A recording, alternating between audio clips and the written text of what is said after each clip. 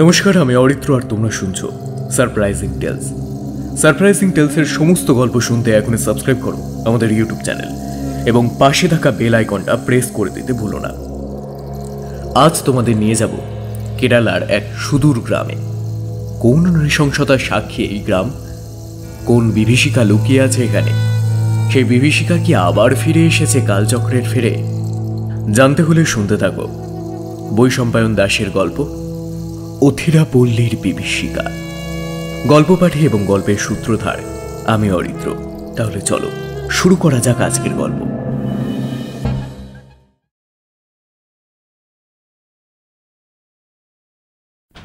ভোরবেলা পূব দিকে ধীরে ধীরে ছড়িয়ে পড়ছে লাল আভা। সূর্যদেব আকাশে বিরাজমান হচ্ছেন। একটা ইনোভা ছুটে চলেছে অথিরাপল্লী গ্রামের রাস্তা দিয়ে। ড্রাইভার বেশ সুদক্ষতার সঙ্গে গাড়ি চালাচ্ছে। বাইরে তাকায় রাধা। আজ 3 দিন হলো সে আর গৌতম কেরালায়। বিয়ের পর 3 মাস পরে তারা হানিমুনে এসেছে। এই বিলম্বের কারণ হলো তাদের কাজ। বছর 26-এ রাধা বসু রায়চৌধুরী কাজ করে কলকাতার নামী একটা বহুজাতিক কোম্পানির উঁচু পোস্টে। রাত 11টার আগে কোনোদিনই সে বাড়ি ফিরতে পারে না। আর গৌতম কলকাতা বিশ্ববিদ্যালয় কেমিস্ট্রি বিভাগের অ্যাসিস্ট্যান্ট প্রফেসর। দুজনে বিয়ের পর এই প্রথম একটা লম্বা ছুটি পেয়েছে, তাই কেরালাতে এসেছে চুটিয়ে মজা করতে। এর্নাকুলাম এবং ত্রিশূর ঘুরে তারা এখন চলছে ত্রিশূর জেলার অথিরাপল্লী গ্রামে কদিন থাকতে। অথিরাপল্লী রাজকীয় ঝর্ণা আর মনোরম পরিবেশে নিজেদেরকে ভাসিয়ে দিতে চায় ওরা। গৌতমের ছোঁয়ায় রাধা তার দিকে ফিরে তাকালো। গৌতম রাধাকে নিজের কাছে টেনে নিয়ে বলল, কেমন লাগছে ম্যাডাম? রাধা গৌতমের কাঁধে মাথা রেখে বলল, সত্যি এত সুন্দর জায়গায় আমি আগে কোনো দিন আসিনি গো। থ্যাংক ইউ এখানে আমাকে নিয়ে আসার জন্য। গৌতম রাধার মাথায় চুমু খেয়ে বলল, হানিমুনে যাচ্ছি, তাও বিয়ের এত মাস পর। নিজের বউকে যে সে জায়গায় নিয়ে যেতে পারি, আপনার জন্য সবসময় বেস্টটাই আমি খুঁজে বের করব। রাধা হেসে উঠল। গৌতমের সাথে সম্বন্ধ করে তার বিয়ে হয়। প্রথম দিকে সে একটু চিন্তায় ছিল, একটা অজানা মানুষের সাথে সে কতটা মানিয়ে নিতে পারবে। কিন্তু গৌতম তাকে প্রথম থেকে এত স্বাচ্ছন্দ্যে আপন করে নিয়েছে যে তার মানিয়ে নিতে কোনো অসুবিধেই হয়নি। হানিমুনে আসতে এত দেরি হওয়ায় সে নিজেও একটু দুঃখিত ছিল, কিন্তু শেষ কদিনে সমস্ত অসন্তোষ তিক্ততা মিটে গেছে। আচ্ছা, আমাদের ভিলাটা এখান থেকে কত দূরে? গৌতমকে প্রশ্ন করল রাধা। এই রাস্তাটা দিয়ে সোজা গেলেই আমরা পৌঁছে যাব ভানকুর ভিলা। চমৎকার জায়গা, উত্তর দিল গৌতম। রাধা বলল, ভিলাটা কে খুঁজে দিয়েছিল দেখতে হবে তো। হাসল গৌতম। আপনার চয়েস সব সময় বেস্ট। তারপর গৌতমকে সে আবার প্রশ্ন করল, আচ্ছা, এরকম অদ্ভুত নাম কেন গো বাড়িটার? আমি তো অনেক রিসার্চ করেও উত্তর পাইনি। আসলে ওই ভিলাটা ছিল একটা ডাচ পরিবারের। ভর্নকুট পদবী ছিল তাদের। আমি গুগলে সার্চ করে এই তথ্যটা পেলাম। ওখান থেকেই লোকমুখে ভর্নকুট ভিলা ভানকুর ভিলায় পরিণত হয়, উত্তর দিল গৌতম। হঠাৎ গাড়িটা একটু এঁকে বেঁকে নড়ে ওঠে রাস্তায়। একটুর জন্য একটা মোটা অশ্বত্থ গাছের সাথে ধাক্কার হাত থেকে রেহাই পায় গৌতমরা। কাল রাতে খুব বৃষ্টি হয়েছিল, তাই রাস্তা পিছল হয়ে গেছে। ড্রাইভারের অন্যমনস্কতায় গাড়িটা ব্যালেন্স হারিয়ে ফেলেছিল। বুকের ভেতরটা ধকপক করে উঠেছে রাধার। স্পষ্ট বোঝা যাচ্ছে সে ভয় পেয়েছে। গৌতম ওর মাথায় হাত বুলিয়ে বলল, আরে তুমি ভয় পেও না, রাস্তা পিছল বলে এমনটা হলো। শান্ত হও, শান্ত হও। রাধা এবার রাগের স্বরে ড্রাইভারকে ধমক দেয়, ঠিকভাবে গাড়ি চালাতে পারেন না? আরেকটু হলেই যে আমরা মরতে বসেছিলাম। ড্রাইভার এবার রাধার দিকে তাকায়। ড্রাইভারের চোখে মুখে স্পষ্ট একটা ভয়ের ছাপ। রাধার কাছে এসে ক্ষমা চেয়ে নেয় সাথে সাথে, আর কখনো এমন ভুল হবে না সেটাও বলে। তারপর আবার গাড়ি চালাতে শুরু করলো। রাধা গৌতমের আরো কাছে এসে বসল। গৌতম রাধার মাথায় হাত বোলালো। বাইরে না বুঝতে দিলেও সে ভিতরে ভিতরে খুবই ভয় পেয়েছিল। খানিক্ষণ পরেই তারা এসে পৌঁছল ভানকুর ভিলা। ভিক্টোরিয়ান ভিলাটা দেখে একটু আগের ভয় এবং রাগ মিলিয়ে যেতে লাগলো রাধার মন থেকে। মস্ত ভিলা এটা। দোতলা ভিলাটার মধ্যে আছে একটা অতি সুসজ্জিত বাগান। একটা সুন্দর ফোয়ারাও বিরাজমান সেখানে। ফুলের গন্ধে মো মো করছে চারিপাশ। রাধার মন প্রফুল্লিত হয়ে উঠল। কেমন লাগছে বাড়িটা? প্রশ্ন করল গৌতম। খুব খুব সুন্দর। এত এত ধন্যবাদ তোমায় এই ভিলাতে নিয়ে আসার জন্য আমাকে। একগাল হাসি এবং উচ্ছ্বাসের সাথে লাফিয়ে উঠল রাধা। রাধার হাতে হাত রেখে গৌতম বলল, তাহলে চলুন ম্যাডাম, গৃহপ্রবেশটা সেরেই ফেলা যাক তাহলে। এই বলে দুজন ঢুকলো ভিলাটার গেট খুলে।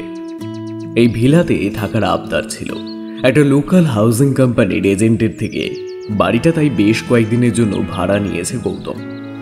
কিন্তু বাড়ির জাঁকজমকটা দেখে মনে হচ্ছে ডিলটা বেশ সস্তায় পেয়েছে সে। ভিলার ভেতরে প্রবেশ করতে আরো অবাক হলো রাধা। একতলার মধ্যিখানে সিলিং থেকে ঝুলছে একটা অসাধারণ ঝাড়বাতি।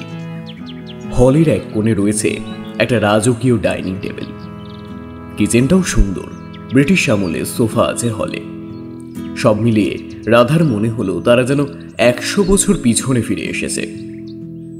এবার গৌতম রাধাকে বলল, এই বাড়িটায় বেডরুম হচ্ছে 4টে। আমাদের ঘরটা দোতলার ডান দিকে।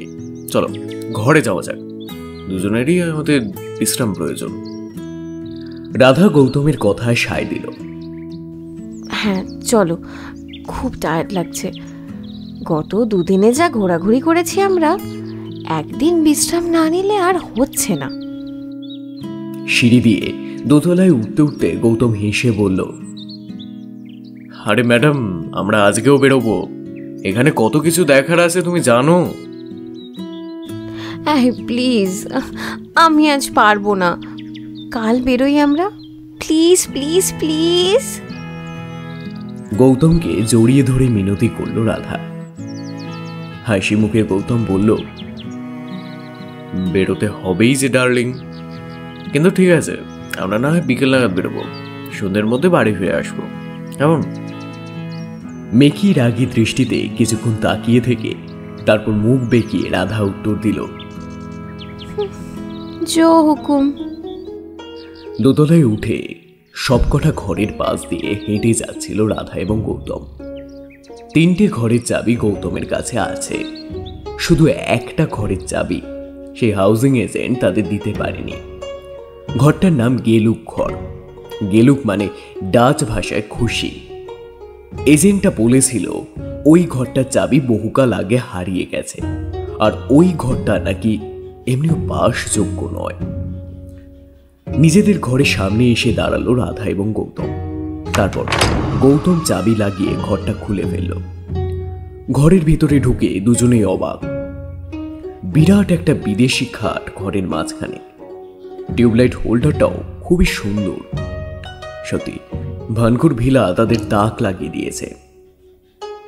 ঘরে কিছুক্ষণ ঘোরাফেরা করে রাধা এবার বলল, এই, আমি বাথরুমটা দেখে আসছি।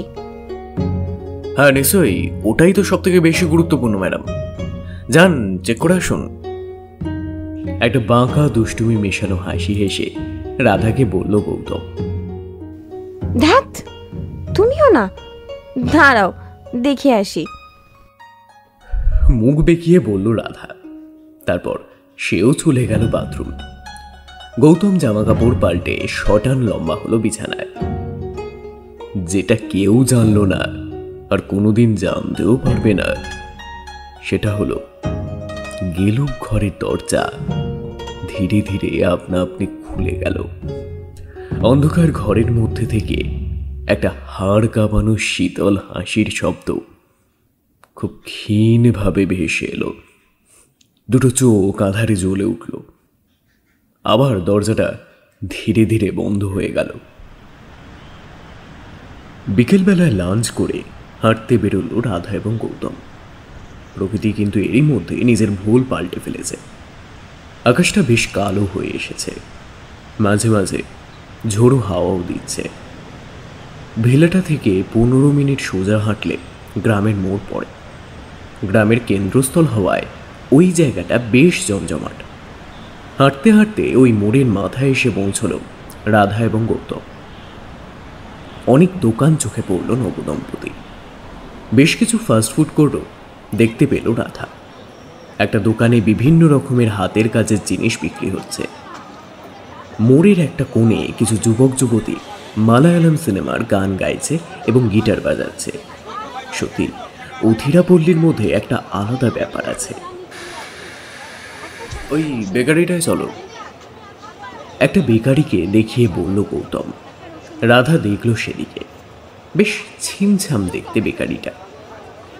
চলো, আমরা কিন্তু লোকাল কিছু স্পেশাল আইটেম খাবো। এগোতে এগোতে বলল রাধা। বেকারিতে গিয়ে গৌতম মালিককে জিজ্ঞেস করল, আচ্ছা, আপনাদের এখানে স্পেশাল আইটেম কিছু আছে? বৃদ্ধ দোকানদার দুজন নতুন লোককে দেখে বেশ হাসি মুখে উত্তর দিল, হ্যাঁ, আমাদের দোকানের সব থেকে স্পেশাল আইটেম স্যার, হ্যাঁ, পনির ফ্রাইড স্যান্ডউইচ ও রোস্টেড আলমন্ড চিপস। হ্যাঁ, এটাই গ্রামের সব থেকে বিখ্যাত খাবার।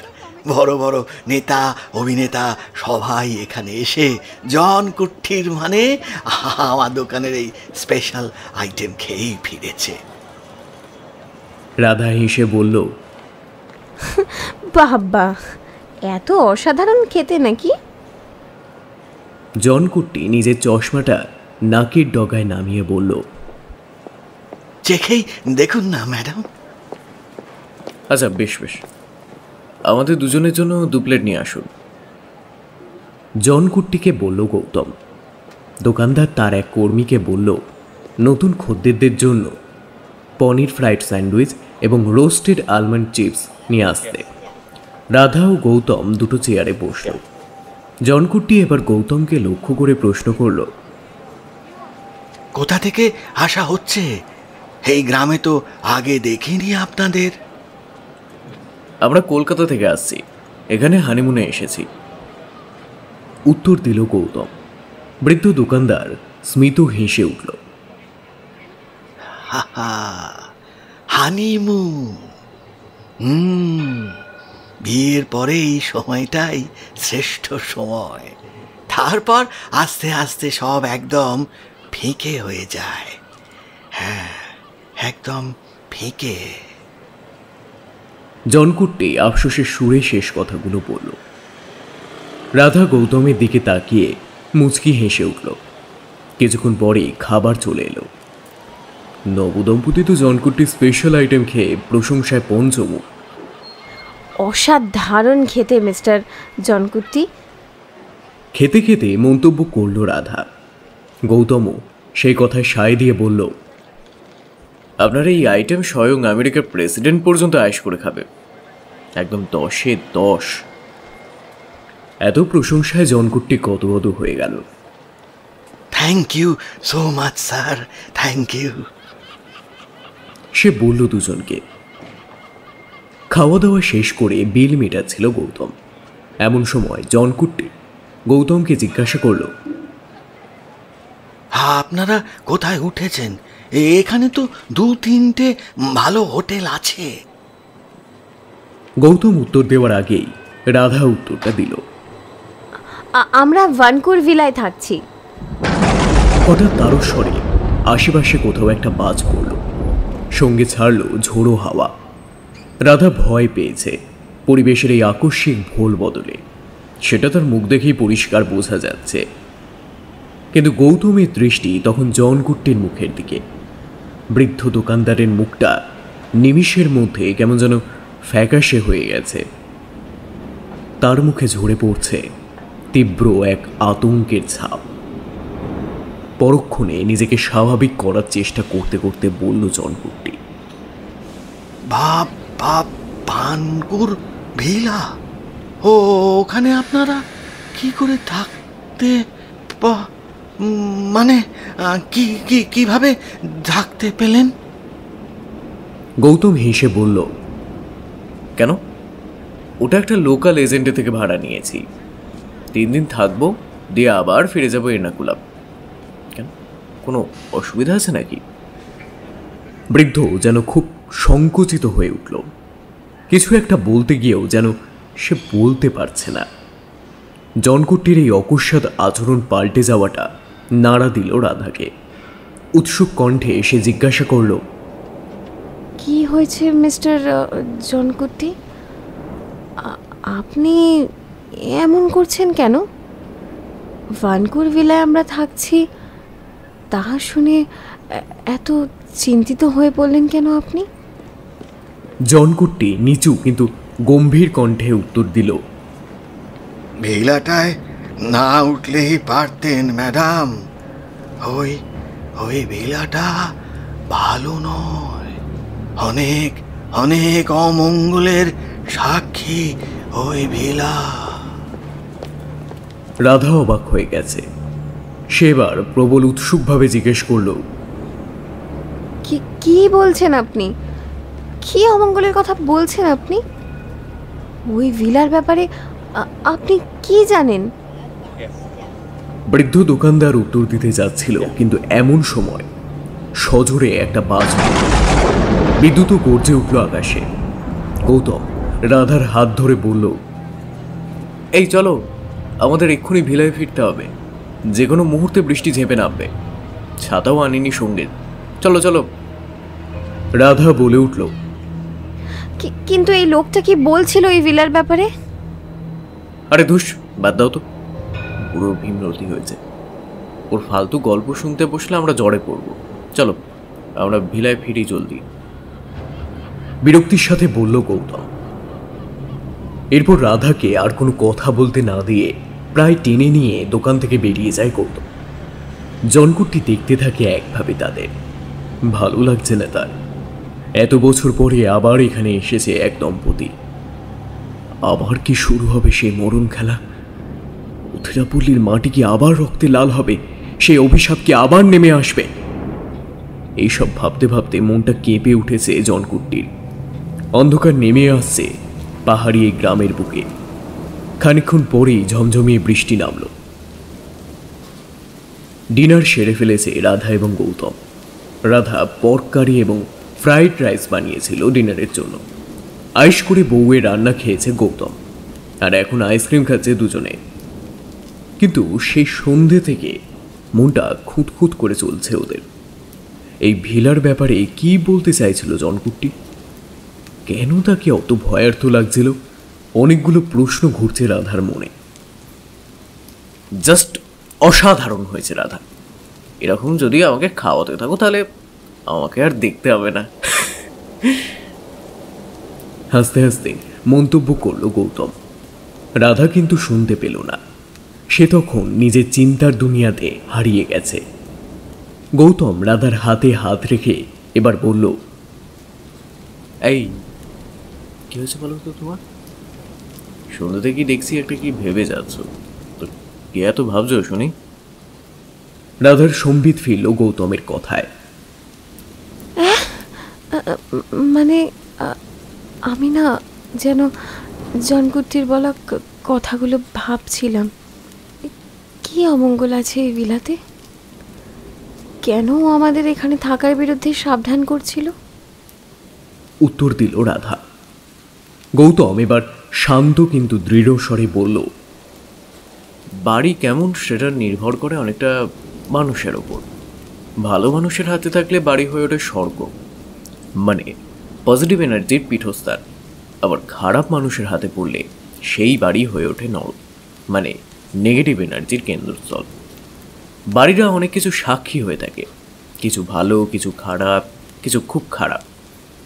খারাপ মানুষ চলে গেলেও খারাপ এনার্জি কখনো কখনো থেকে যায়, সেখান থেকেই এসব অমঙ্গল।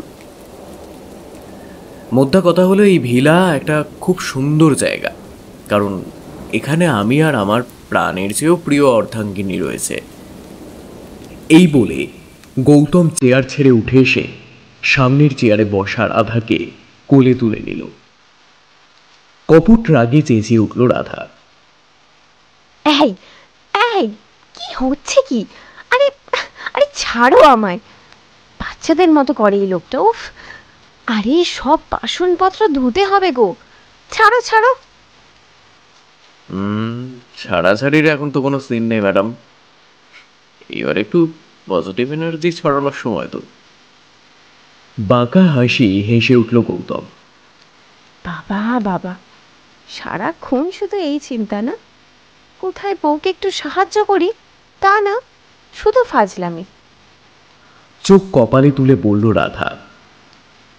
রাধাকে কোলে নিয়ে সিঁড়িতে উঠতে উঠতে বলল গৌতম, আজকে তোমার কোনো কথা শুনবো না, শুধু পজিটিভ এনার্জি। কচু। মুখ বেঁকালো রাধা। ঘরে ঢুকে সোজা বিছানায় ফেলল রাধাকে গৌতম। তারপর ঘরের দরজা বন্ধ করল সে। রাধার দিকে এগিয়ে গেল গৌতম, একদম রাধার মুখের কাছে গিয়ে বলল, এবার দেখাই। কপট রাগ ভেঙে এবার নিজের বুকের কাছে টেনে নিল গৌতমকে রাধা। ক্ষুধার্ত কণ্ঠে সে বলল, আমি আমি দেখার জন্য অপেক্ষা করছি, জলদি করো। গৌতমী চোখে মুখে কাম পিপাসা চাগার দিয়ে উঠল।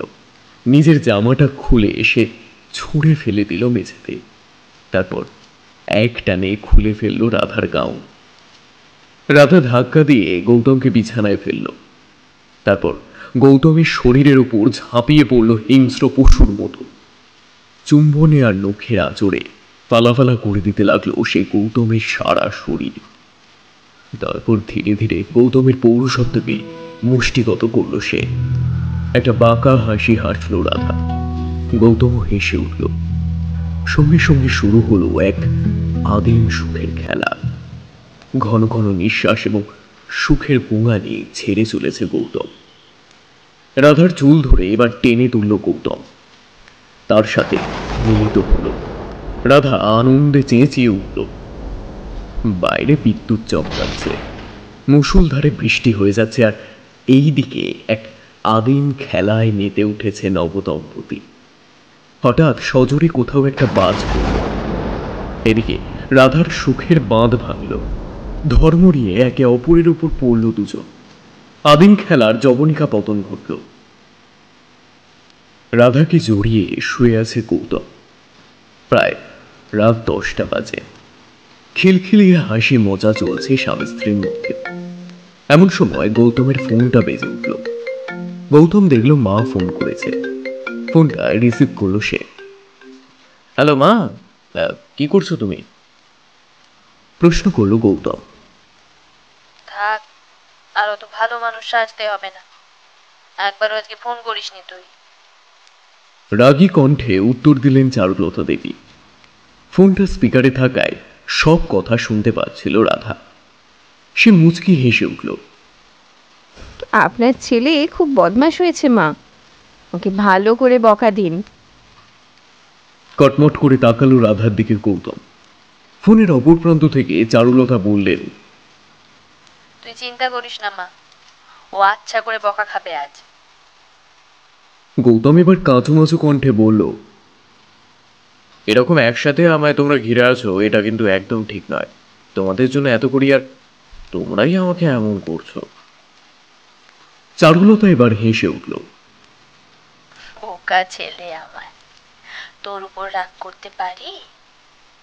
তুই আর রাধাই তো আমার সব রে। তুই চিন্তা করিস না বাবা, আমি এই খাওয়া দাওয়া করে ওষুধপত্র খাচ্ছিলাম, তোদের কারোর ফোন আসেনি আজকে, তাই আমি করলাম। রাধা এবার বলল, সরি মা, আমরা আজকে এতটাই ক্লান্ত ছিলাম যে আপনাকে ফোন করাই হয়নি। বললেন চারুলতা। ঠিক আছে মা, তোরা অনেক আনন্দ কর, কদিন পরেই তো ফিরছিস, জলদি ফিরে আয়, তোদের ছাড়া খুব ফাঁকা লাগছে এই বাড়িটা। বললেন চারুলতা। আর 2 দিন পরেই আমরা ফিরছি মা।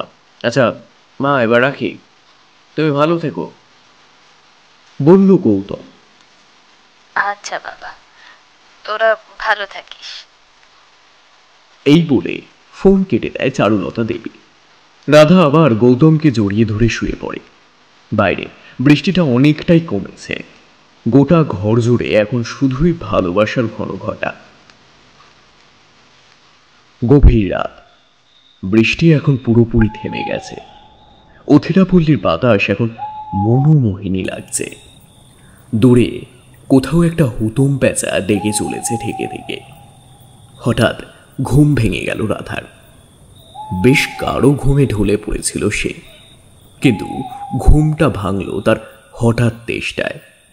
খাটের পাশে রাখা বোতলটা হাতে নিয়ে রাধা দেখল সেটা খালি। বিরক্ত হলো রাধা, আবার তাকে নিচে গিয়ে জল ভরে আনতে হবে। গায়ে নাইট গাউনটা জড়িয়ে বিছানা থেকে নামলো রাধা। গৌতম অঘরে ঘুমোচ্ছে। ছেলেটার দিকে তাকিয়ে এসে একবার হেসে নিল। তারপর ধীরে ধীরে দরজাটা খুলে ঘর থেকে বেরোলো। বাড়িটা এখন পুরো অন্ধকার। শুধু নিচের হলের এক কোণে জ্বলছে একটা হালকা নিয়ন লাইট। ওই দিকটাতে রান্নাঘর।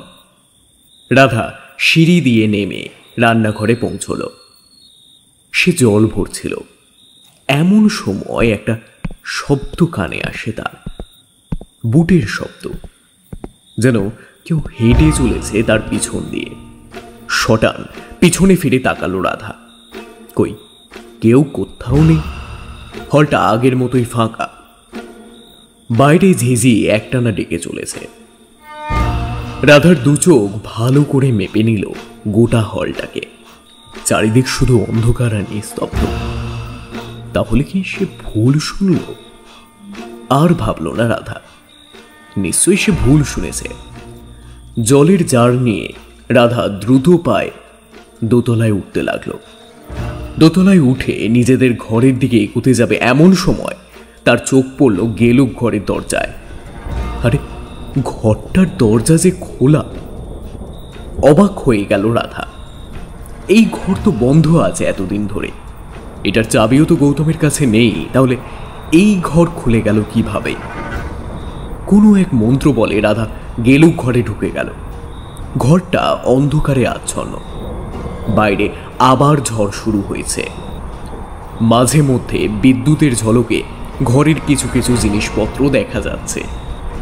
একটা জায়গায় চোখ আটকে গেল রাধার, একটা ফটো ফ্রেমে। বিদ্যুতের এক ঝলকানিতে তার চোখে পড়ল দেওয়ালে বাঁধানো গ্রুপ ফটোটা।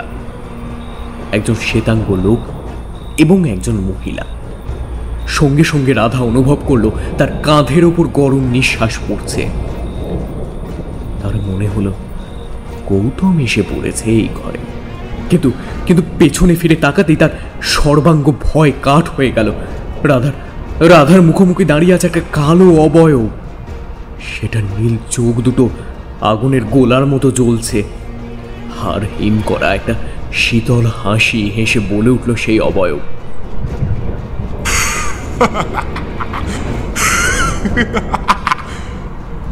Welcome to ফানকোর villa.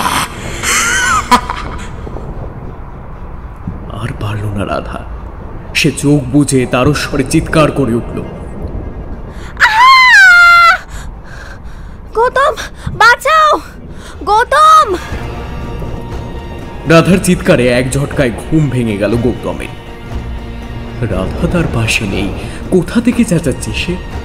রাধার চিৎকার অনুসরণ করে ঘর থেকে দৌড়ে বেরিয়ে গেল গৌতম। সে দেখল গেলুক ঘরের দরজা খোলা, আর ওই ঘরটা থেকেই আওয়াজ আসছে রাধার। দৌড়ে সেই ঘরে ঢুকে গেল গৌতম। ফোনের ফ্ল্যাশ লাইটটা জেলে সে দেখতে পেল রাধা মাটিতে বসে ফুপিয়ে ফুপিয়ে কাঁদছে। গৌতমকে দেখতে পেয়ে রাধা ছুটতে গিয়ে তাকে জড়িয়ে ধরল। এখানে একটা ভয়ঙ্কর কিছু ছিল গৌতম, আমি তোমায় বলছি, শোনো, এই বাড়িটায় কোনো অশুভ কিছু আছে। আমরা এখান থেকে চলে যাই, চলো প্লিজ। ফুপিয়ে ফুপিয়ে কাঁদল রাধা। আচ্ছা বাবা, আচ্ছা, একটু শান্ত হও। আগে ঘরে চলো, তুমি আসো আমার সাথে, আমি আছি তো, কোনো ভয় নেই। রাধার মাথায় হাত বোলাতে বোলাতে পড়ল গৌতম। রাধাকে সে গেলুক ঘর থেকে বাইরে নিয়ে এলো। নিজেদের ঘরে এসে রাধাকে জল খাইয়ে সে বিছানায় শুইয়ে দিল। এবার বলো তো ঠিক কি হয়েছিল, আর ওই ঘরের ভেতর কিভাবে ঢুকলে তুমি? প্রশ্ন করল গৌতম। রাধা অনেকটা সামলে নিয়েছে। আস্তে আস্তে সব ব্যাপারটা বলল সে। সমস্ত ঘটনা শুনে গৌতমের কপালে ভাঁজ দেখা দিল। ব্যাপারটা জটিল।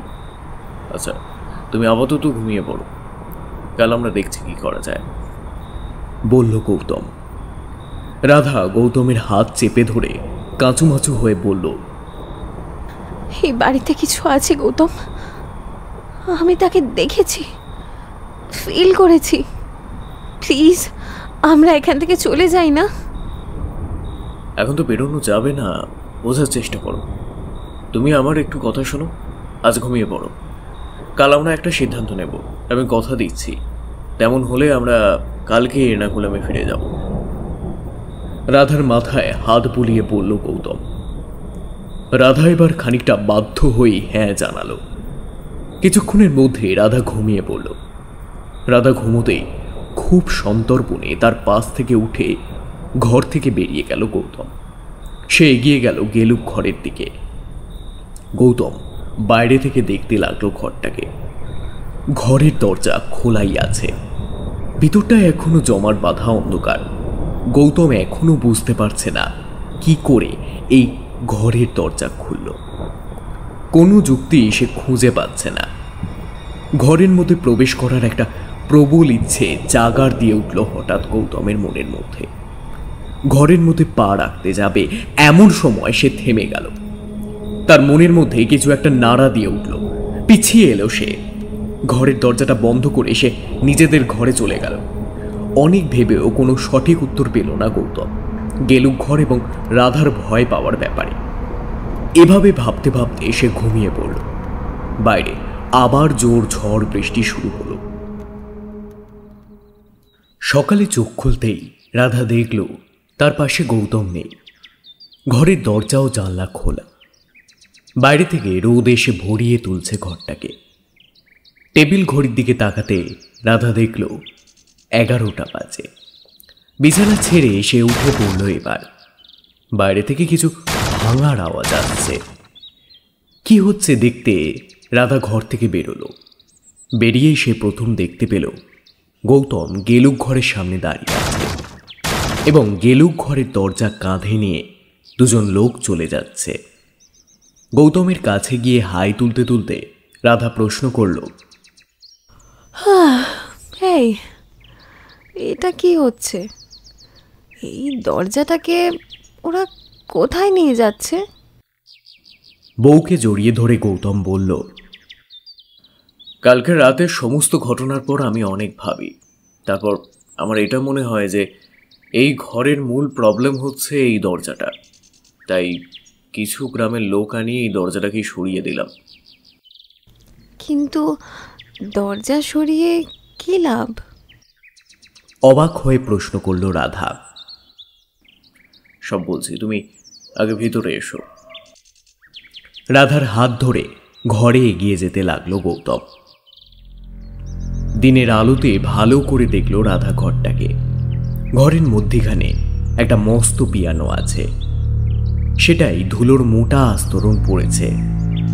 এছাড়া ঘরে আছে একটা সোফা এবং দেওয়াল জুড়ে বেশ কিছু কারুকার্য। এবার রাধার চোখ গেল দেওয়ালে সেই ফটোটার দিকে। সকালে ভালো করে দেখতে লাগলো সে ফটোটাকে। ফটোটাতে আছে একজন বিদেশি লোক এবং একজন বিদেশি মহিলা। তারা দাঁড়িয়ে আছে একটা চার্চের সামনে। লোকটার মুখ ভর্তি কালো দাড়ি, তীক্ষ্ণ নীল চোখ, ঠোঁটের কোণে একটা সিগার এবং পরনে কালো কোট প্যান্ট। মহিলাটি অতিশয় সুন্দরী। তার চুল খোঁপা করে বাঁধা। তার সবুজ চোখ দুটোতে ঝিলিক দিচ্ছে একটা রহস্যের। পরনে তার একটি সাদা পেটিকোট এবং সাদা পেন্সিল স্কার্ট। এরা কারা গো? গৌতমকে প্রশ্ন করল রাধা। ছবিটার দিকে তাকিয়ে গৌতম বলল, এরাই হবে হয়তো সেই ভরণকুট পরিবার। খানিকক্ষণ রাধা চেয়ে থাকলো সেই ছবিটার দিকে। তখনই রাধাকে জড়িয়ে ধরে নিজের দিকে ফিরিয়ে নিল গৌতম। এই ঘর কি করে খুলেছিল আমি তা জানি না, কিন্তু এই ঘর সম্পূর্ণভাবে নিরাপদ তার গ্যারেন্টি আমি দিচ্ছি, গৌতম বলল। তারপর রাধার মাথায় হাত বুলিয়ে বলল, এই দরজার জন্য তুমি ভয় পেয়েছিলে, তাই আমি এই দরজা আজকে সরিয়ে দিচ্ছি। ঠিক এমনভাবেই আমি সেই সমস্ত জিনিস সরিয়ে দেব যা তোমার মনে অসন্তোষ এবং ভয় সৃষ্টি করবে। আমাদের সুখের সংসারে আমি কারুর নজর দিতে দেব না। রাধার মন এখন অনেক শক্ত হয়েছে। সে একটা স্মিত হাসি হেসে বলল, তুমি আমার সুপার হিরো। এই বলে গৌতমের বুকে মাথা দিয়ে তাকে জড়িয়ে ধরল রাধা।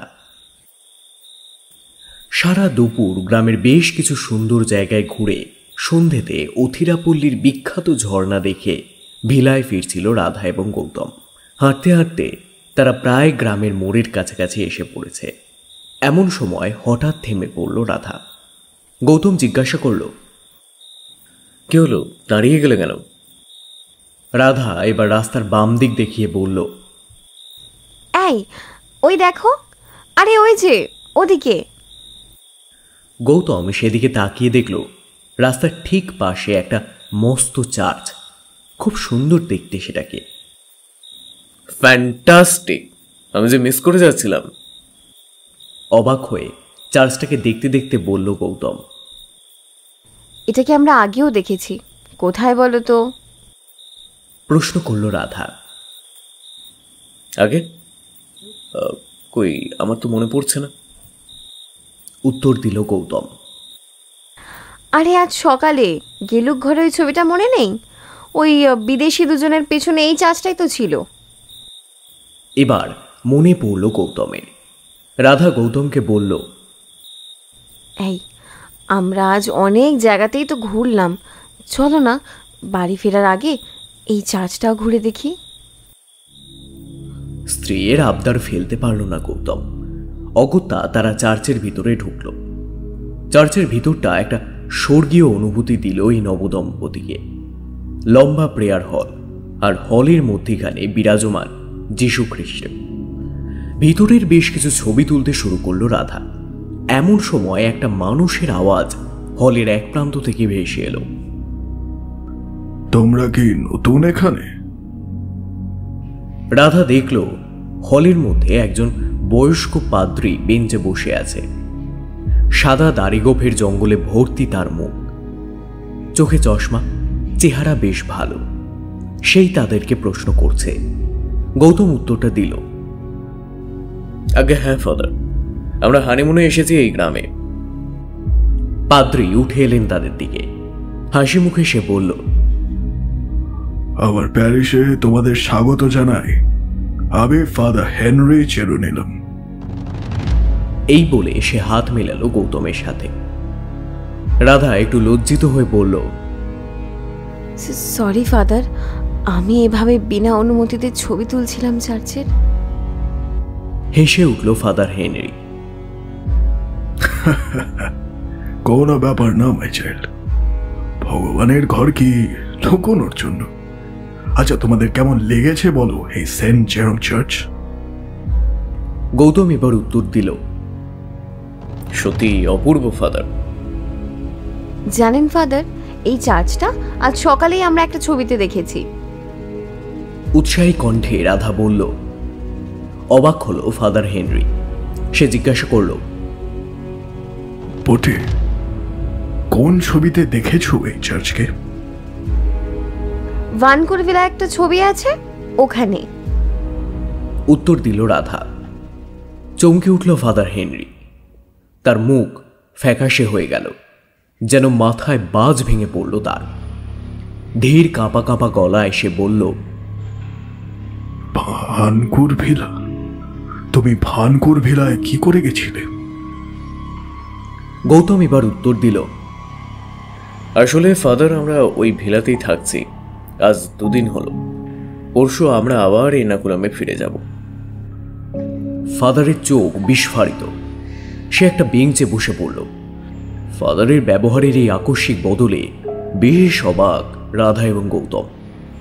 রাধার মনে কিন্তু একটা সন্দেহের দানা বেঁধেছে। কাল জনকুট্টিও এমন অদ্ভুত ব্যবহার করছিল ওই ভিলার নাম শুনে, আর আজ ফাদারও। এরা নিশ্চয়ই ওই ভিলার ব্যাপারে কিছু জানে যা গৌতম এবং সে জানে না। আজ সমস্ত রহস্যের উদ্ঘাটন করতে চায় রাধা। ভানকুর ভিলায় কি আছে ফাদার? আর ওই ছবিতেই বা কারা? গ্রামের সব লোক কেন এই ভিলার নাম শুনলেই এমন ভয় পায়? দৃঢ় গলায় প্রশ্নটা করল রাধা। চুপ করে থাকবেন না ফাদার। আমি কাল রাতে ওই ভিলাতে একটা ভয়ঙ্কর অশুভ কিছুর অনুভূতি পেয়েছি এবং দেখেওছি। আমাদের জানতেই হবে ওই বাড়িতে কি আছে। আবার বলল রাধা। ফাদার এবার তাকালো রাধা এবং গৌতমের দিকে, তারপর বলল, এই কাহিনী এক ভয়ঙ্কর কাহিনী। রক্ত দিয়ে লেখা এই কাহিনী। বহু বছর ধরে মনের মধ্যে চেপে রেখেছি, কিন্তু আজ আমাকে বলতেই হবে। একটা গভীর নিঃশ্বাস ফেলে বলতে শুরু করলো ফাদার হেনরি। তোমরা যাদেরকে ওই ছবিতে দেখেছ তারা হচ্ছে ভনকুট পরিবারের কর্তা ও কর্ত্রী টম এবং সেলিনা ভনকুট। 1923 সালে তারা অথিরাপল্লীতে আসে এবং ওই ভিলাটা বানায়। টম ছিল একজন মশলার ব্যবসায়ী। প্রচুর ধনী ছিল সে, কিন্তু সে খুব বদমেজাজি ছিল ও কারোর সাথে মিশত না। তার বউ সেলিনা ছিল ঠিক তার উল্টো। খুব খোশ মেজাজে মহিলা ছিল সে। সকলের সুখ দুঃখে সে এগিয়ে আসত। সবাইকে খুব ভালোবাসত সে। তার সৌন্দর্যের জরিমেলাও ছিল ভার। একটু থামলো ফাদার। সে যেন কাহিনীটা সাজিয়ে নিচ্ছে। আবার বলতে শুরু করলো সে। টমের এত ধনী হওয়ার পেছনে কিন্তু শুধু তার মেহনত ছিল না। টম শয়তানের পুজো করত, কিন্তু শয়তানের দেওয়া ধন চিরস্থায়ী হয় না। ক্রমে টমের ব্যবসায় ক্ষতি হতে শুরু করলো। এর ফলে সে অতিরিক্ত মদ্যপান শুরু করে। এভাবেই এলো সেই কাল রাত্রি। কথাটা বলে যেন শিউরে উঠল ফাদার। কি হয়েছিল ফাদার? প্রশ্ন করল গৌতম। গৌতমের দিকে তাকিয়ে ফাদার আবার বলতে শুরু করলো। খুব ঝড় জলের রাত ছিল সেদিন। সেলিনা বাড়ি ছিল না। সে এর্নাকুলাম থেকে ফিরছিল। টম সেদিন এক ভয়ঙ্কর পুজোয় বসে নরবলি দেওয়ার প্রতিজ্ঞা নিয়ে বসে। সে নিজের 2 মেয়েকে ভুলিয়ে ভালিয়ে সে বলি দিতেই যাচ্ছিল। এমন সময় সেলিনা বাড়িতে ঢুকে পড়ে। তারপর ভয়ঙ্কর ঝগড়া হয় দুজনের মধ্যে এবং সেলিনা মেয়ে দুটোকে নিয়ে কোনোভাবে বাড়ি থেকে পালিয়ে আসে। এবার একটু দম নিল ফাদার। রাধা এবার প্রশ্ন করলো উৎসুক কণ্ঠে। তারপর তারপর কি হলো ফাদার? ভয়ার্ত দৃষ্টি নিক্ষেপ করে ফাদার বলল, ততদিনে গ্রামে রুটে গেছিল যে টম শয়তানের পূজারী। গ্রামের প্রধানের ছেলের মাথা কাটা শরীর এই ঘটনার সন্ধেতে ভিলার কিছু দূরে এক জায়গায় পাওয়া যায়। তখনই ঠিক করে গ্রামবাসী যে টমকে পুড়িয়ে মারবেই তারা। সেলিনা যখন নিজের মেয়েদের নিয়ে পাগলের মতো ভিলা থেকে ছুটে বেরিয়ে এসেছিল, তখনই গ্রামবাসী ঢুকে পড়ে ভিলার বাগানে। সেলিনার মুখে সমস্ত ঘটনা শুনে আর অপেক্ষা করেনি তারা। আগুন লাগিয়ে দেয় তারা পুরো ভিলাতে। জ্বলে পুড়ে মরে গেছিল সেই নরপিশাচ। হলে অন্ধকার নেমে এসেছে। যিশুর সামনে অনেকগুলো মোমবাতি জ্বালিয়ে একজন চাকর চলে গেল। গৌতম এবং রাধা হতবাক। রাধা কাঁপা কাঁপা গলায় মন্তব্য করল, কি ভয়ঙ্কর ইতিহাস।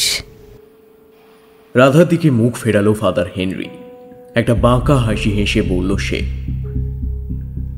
এখানেই থেমে গেলে ভালো হতো, কিন্তু এই কালচক্র এখান থেকেই শুরু। এ ঘটনার পরে মেয়ে দুটোকে নিয়ে সেলিনা ইংল্যান্ডে চলে যায়। 1974-এ একটা পরিবার এই বাড়িটা কিনে নতুন করে মেরামত করে থাকতে শুরু করে, কিন্তু কয়েক সপ্তাহের মধ্যে তারা সবাই আত্মহত্যা করে। চমকে উঠল রাধা এবং গৌতম। কি বলছে এই বৃদ্ধ পাদ্রী? তাদের মুখের দিকে চাইল ফাদার। আবার বলতে শুরু করলো সে। 1997 কিছু কলেজের ছেলে মেয়ে আসে ওই ভিলাতে পার্টি করতে ক্রিসমাসের রাতে। পরের সকালে তাদের মৃতদেহ পাওয়া যায় ওই বাড়ির কিচেনের মধ্যে। তারপর থেকে ওই ভিলায় আর কেউ কোনোদিন ওঠেনি। আজ এত বছর পর তোমরা এসেছ ওই অভিশপ্ত ভিলাতে। গৌতম এবার বলে উঠল, ওয়েট ফাদার, তাহলে আপনি বলতে চাইছেন ওই বাড়িতে ভূত আছে? ফাদার চুপচাপ তাকিয়ে রইল গৌতমের মুখের দিকে। তার নিস্তব্ধতা বুঝিয়ে দিচ্ছে তার উত্তর। হেসে উঠল গৌতম। ফাদার, এটা কি করে সম্ভব? এসব ভূত প্রেত সব গল্প। আমি নিশ্চিত ওগুলো কোনো মানুষের কাজ। ভূতের বদনাম দিয়ে ভিলাটাকে একটা জমজমাট টুরিস্ট স্পট না হতে দেওয়াই হচ্ছে এসবের লক্ষ্য। বাজে বকো না গৌতম, প্রতিবাদ করে উঠল রাধা। ফাদারের অভিজ্ঞতা আমাদের সবার চাইতে বেশি, আর অপশক্তি যদি নাই থাকবে তাহলে তাহলে যে গেলুক ঘরের চাবি না থাকা সত্ত্বেও ঘরটা খুলে গেল, সেটা কি করে হলো? কাল আমি যাকে দেখলাম ওই ঘরে, সেই বা কি? এর জবাব আছে তোমার কাছে? রাগের স্বরে বলল রাধা। রাধার কাঁধে হাত রেখে গলা নরম করে বলল গৌতম, আরে আরে তুমি রাগ করছো কেন? আমি শুধু বলছি যে এর হয়তো কোনো অন্য এক্সপ্লেনেশন থাকলেও থাকতে পারে। সেই রাগী স্বরেই বলল রাধা। না গৌতম, ওই ভিলাতে ভূত আছে। আমি আর থাকবো না ওখানে। এত কিছু জানার পর তো একদমই না। এক্ষুনি আমরা এন্নাকুলাম রওনা দেব। তুমি গাড়ি রাখো। এবার বিরক্ত হলো গৌতম। রাধা, এখানে এখন কোনো গাড়ি আসবে না, তোমাকে আগে থেকেই বলেছি। আর এই ভিলায় থাকার ইচ্ছে তোমার ছিল। ভোরের আগে আমরা বেরোতে পারবো না এই গ্রাম থেকে। প্লিজ একটু বোঝার চেষ্টা করো। দুজনকে থামিয়ে এবার ফাদার হেনরি বলে উঠল, আমি তোমাদের একটা কথা বলছি, শোনো। স্বামী স্ত্রী তাকালো ফাদারের দিকে। সে দুজনকে দুটো ক্রসের লকেট দিয়ে বলল, সব অপশক্তি ভগবানের সামনে ফিকে।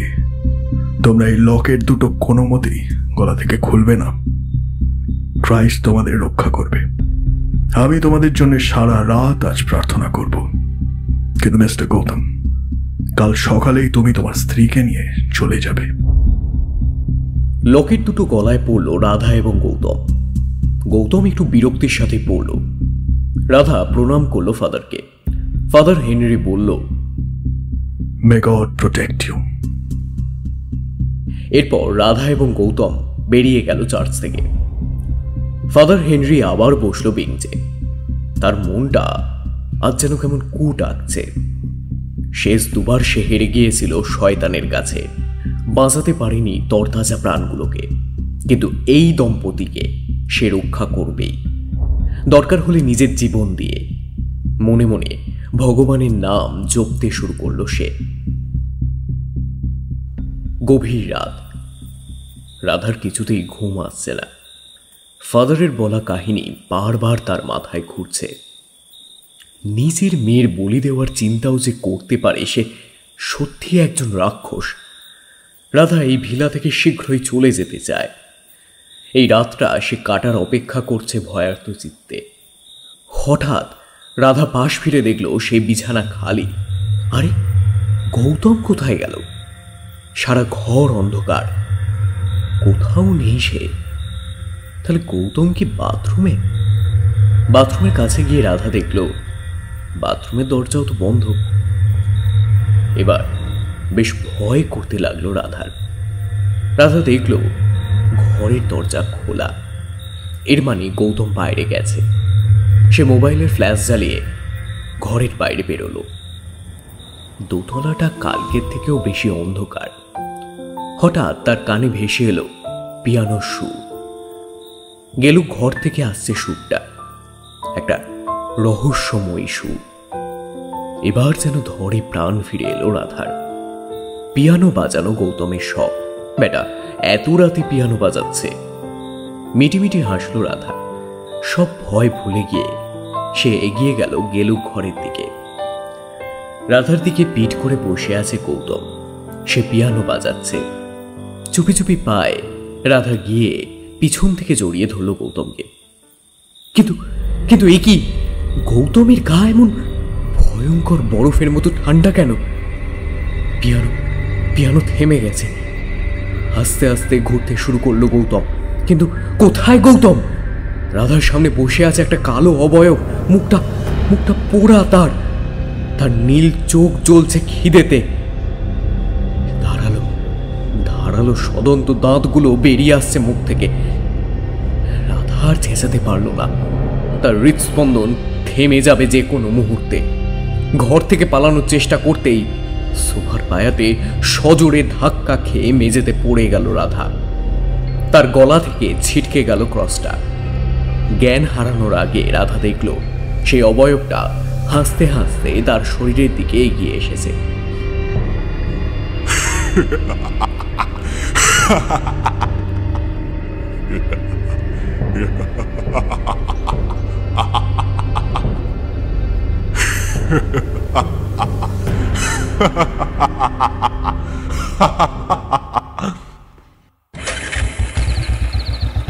সেন্ট জেরম চার্চের বাগানে রাখা বাইকটা স্টার্ট করলো ফাদার হেনরি। সন্ধ্যা থেকেই তার মন খুব উদ্বিগ্ন, কিন্তু এখন সে আর থাকতে পারছে না। প্রার্থনা করতে করতে তার খালি মনে হচ্ছিল যে ভয়ঙ্কর বিপদ এগিয়ে আসছে গৌতম এবং রাধার ওপর। ভানকুর ভিলা অনেক মানুষকে খেয়েছে, আর সেই রক্তাক্ত ইতিহাসের পুনরাবৃত্তি সে হতে দিতে চায় না। তাই বৃদ্ধ পাদ্রী ভিলার উদ্দেশ্যে রওনা হওয়ার প্রস্তুতি নেয়।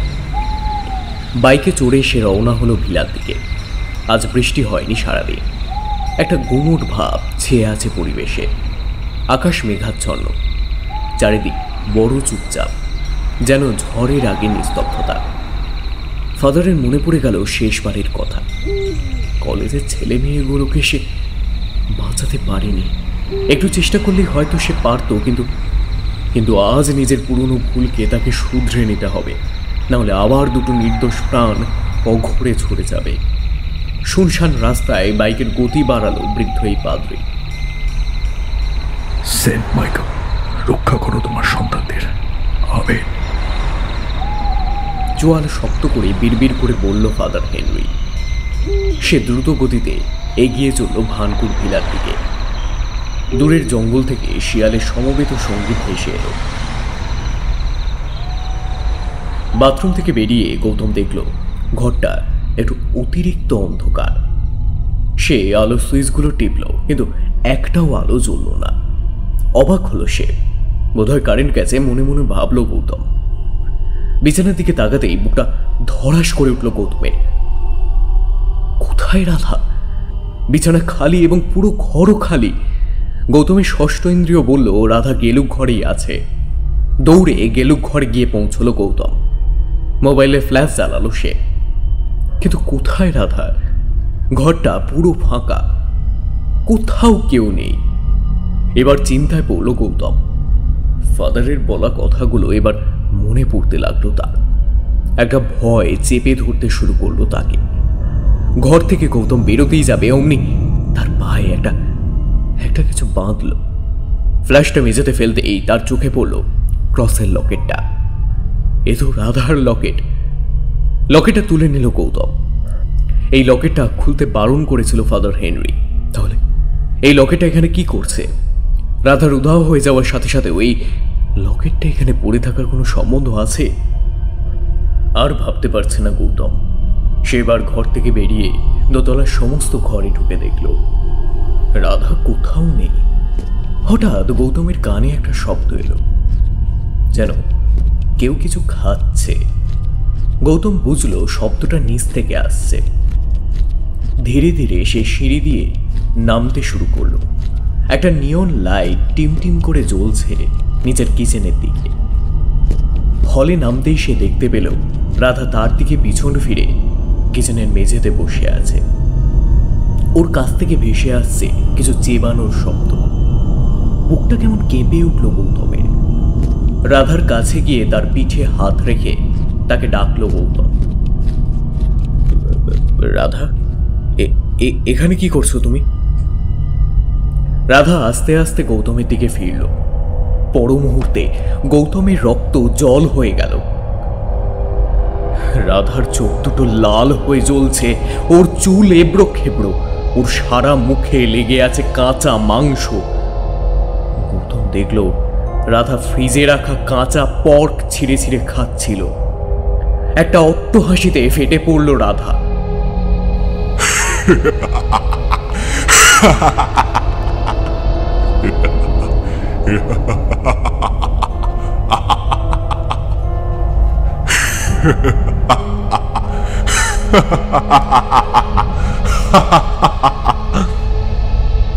পর মুহূর্তে সে গৌতমকে সজোরে ধাক্কা মেরে উন্মাদের মতো হাসতে হাসতে সিঁড়ি দিয়ে দৌড়ে দোতলায় চলে গেল। তার হাসির শব্দে কেঁপে উঠল গোটা ভানকুর ভিলা। গৌতম ঠক ঠক করে কাঁপছে। এক্ষুনি সে যা দেখল তাতে সে স্তম্ভিত। তার শরীরের সমস্ত রোম খাড়া হয়ে গেছে। এক্ষুনি তার সামনে যে ছিল সে কিছুতেই রাধা হতে পারে না। ওই গলার স্বর, ওই স্বরূপ কিছুতেই রাধা নয়, যেন সাক্ষাৎ শয়তানের দর্শন করল সে। খানিক পরে গৌতমের সম্বিত ফিরল। রাধারূপী ওই পিশাচটা দোতলায় পালিয়েছে। তার স্ত্রী যে চরম বিপদে। এক ছুটে দোতলায় পৌঁছল গৌতম।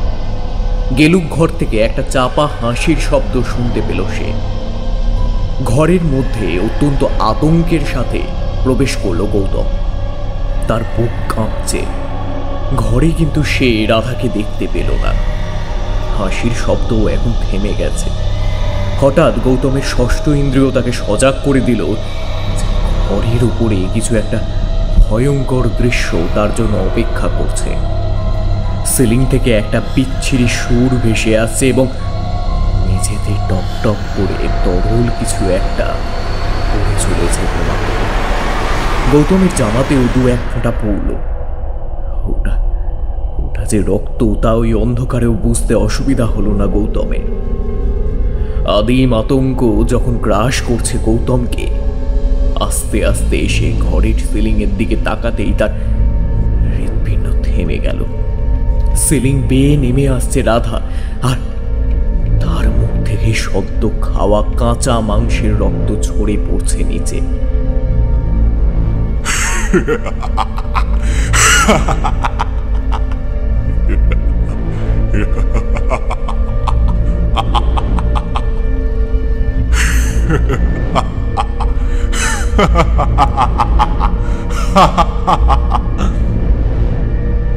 রক্ত জল করা হাসি হাসতে হাসতে দেওয়ালে ভর দিয়ে নেমে এগিয়ে আসতে লাগলো রাধা গৌতমের দিকে।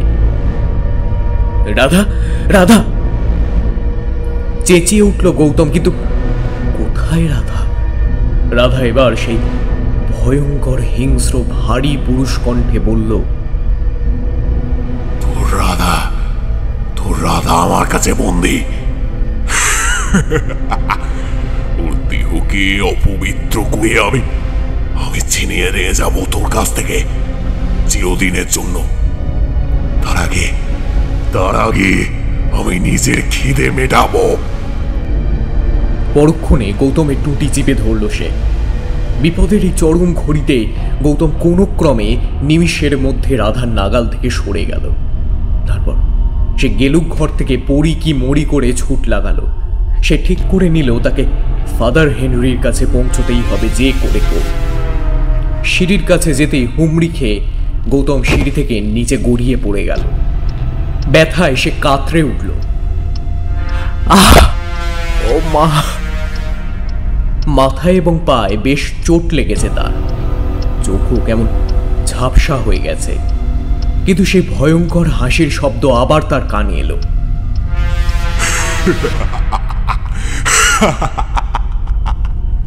Let the game begin. Gautam দেখল রাধা শূন্যে ভেসে ভেসে দোতলা থেকে নেমে আসছে নিচে। তার লাল গাউন হাওয়ায় উঠছে, যেন সাক্ষাৎ মৃত্যু গৌতমের দিকে একটু একটু করে এগিয়ে আসছে। গৌতম নড়ার শক্তি হারিয়েছে ভয় এবং ব্যথায়। রাধাকে দখল নিয়েছে টম ভন কুটের প্রতিহিংসা পরায়ণ প্রেতাত্মা। আসন্ন মৃত্যুর কথা ভেবে শিহরিত হল গৌতম। তার চোখ লেগে আসতে লাগলো। এমন সময় ভন কুট ভিলার সদর দরজা প্রচণ্ড শব্দ করে খুলে গেল। সঙ্গে সঙ্গে ভিলায় প্রবেশ করলেন একজন মানুষ। সে গর্জে উঠল রাধার দিকে তাকিয়ে। Hail Mary, full of grace, the Lord is with thee. Blessed art thou among women, and blessed is thy fruit of thy womb, Jesus. Holy Mary, Mother of God, pray for us sinners at the hour of our death. Amen. Radha চমকে গেল ওই ব্যক্তির আবির্ভাবে। গৌতম ঝাপসা দেখতে পেল তার পাশে দাঁড়িয়ে আছে ফাদার হেনরি। সে ক্রস উঁচিয়ে এগোতে লাগলো রাধার দিকে। Our Father who art in heaven, hallowed be thy name. Thy kingdom come, thy will be done, on earth as it is in heaven. পবিত্র প্রার্থনা পাঠে রাধার গায়ে যেন ঝেঁকা লাগলো। হুঙ্কার দিয়ে উঠল সে। চুপ কর, বন্ধ কর মন্ত্র পড়া পাত্রী, বন্ধ কর। ফাদার হেনরি আরো জোরে প্রার্থনা করতে করতে এগিয়ে এলো রাধার দিকে। Give us this day our daily bread, and forgive us our trespasses, as we forgive those who trespass against us. Do not lead us into temptation, but deliver us from evil. Be gone, Satan! Father Henry নিজের ক্রসটাকে উঁচিয়ে ধরল শূন্যে এবং হলি water ছড়ে দিল রাধার মাথায়। সঙ্গে সঙ্গে রাধা বিকটভাবে আর্তচিৎকার করে আছাড়ি পিছাড়ি করল মাটিতে।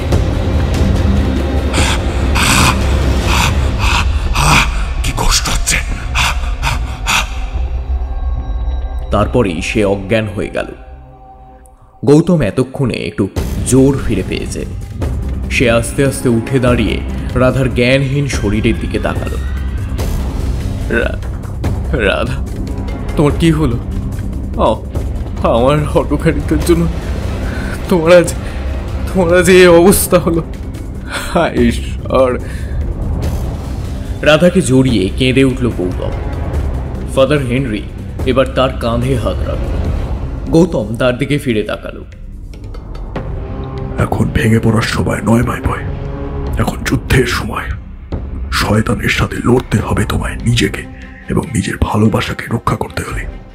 তুমি একটু শান্ত হয়ে বসো। গম্ভীর কণ্ঠে ফাদার হেনরি বলল। গৌতম হাত জোর করে কৃতজ্ঞতার সুরে তাকে বলল, আপনি আজ আমাদের দুজনকে বাঁচিয়েছেন ফাদার।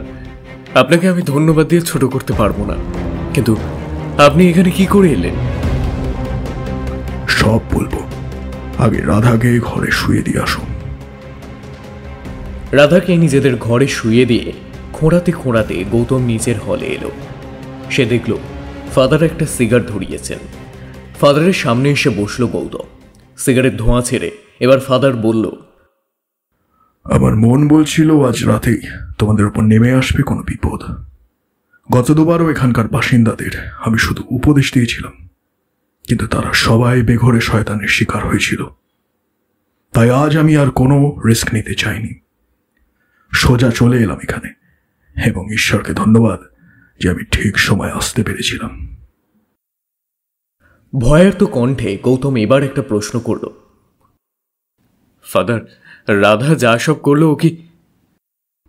হ্যাঁ, ওর ওপর ভর করেছে টমের প্রেতাত্মা। উত্তর দিল ফাদার। হে ভগবান, ওকে আমি কি করে বাঁচাবো ফাদার? ক্রন্দনরত কণ্ঠে প্রশ্ন করল গৌতম। ফাদার হেনরি চিন্তিত স্বরে উত্তর দিল, এক্সরসিজম ছাড়া আর কোনো রাস্তা নেই আমাদের কাছে, কিন্তু তার জন্য ভৌতিক কার্যকলাপের প্রমাণ ভ্যাটিকানে পাঠাতে হবে, অথচ আমাদের হাতে সময় খুবই কম। একটু ভাবল সে, তারপর বলল, বাবুই, অত অপেক্ষা করলে আমাদের অনেক দেরি হয়ে যাবে। রাধাকে বাঁচানো যাবে না। তাহলে কি উপায় ফাদার? ফাদার কিছুক্ষণ ভেবে চোয়াল শক্ত করে বলল, আমাদের কালকে এক্সরসিজম করতে হবে, এবং যত শীঘ্র করা যায় ততই মঙ্গল। আমি নিজে এক্সরসিজম করবো রাধার বয়। আমাকে কিছু জিনিস সংগ্রহ করতে হবে এই প্রক্রিয়ার জন্য। আমি কাল সন্ধ্যের মধ্যে সমস্ত কিছু নিয়ে হাজির হব এই বাড়িতে। তুমি রাধার খেয়াল রেখো ততক্ষণ। আপনার উপর আমার সম্পূর্ণ ভরসা আছে ফাদার। আপনি দয়া করে রাধার জীবনটা বাঁচান। হাত জোর করে বৃদ্ধ পাদ্রীকে গৌতম শুধালো। ফাদার হেনরি প্রস্থান করতেই যাচ্ছিল, এমন সময় সে দাঁড়িয়ে যায়।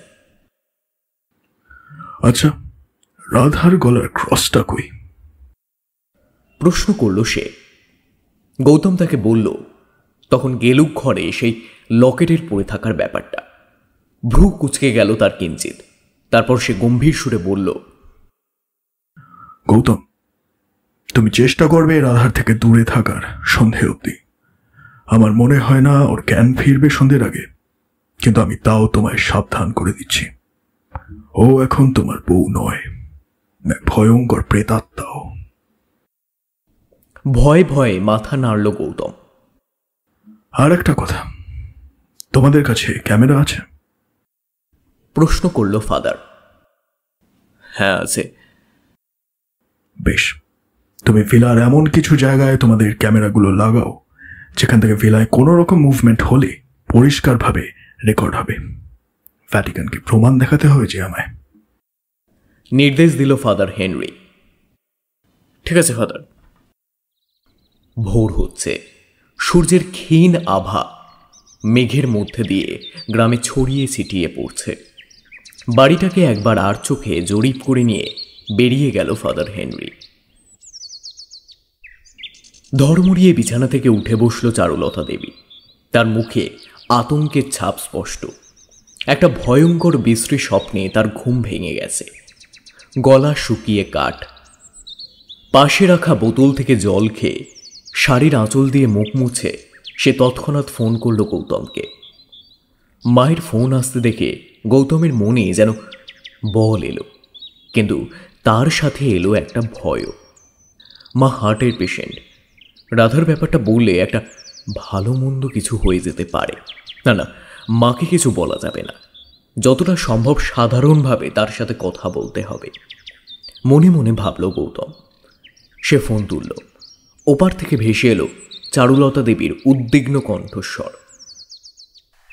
বাবা, বাবা তুই ঠিক আছিস বাবা? গৌতম ঢোক গিলে উত্তর দিল,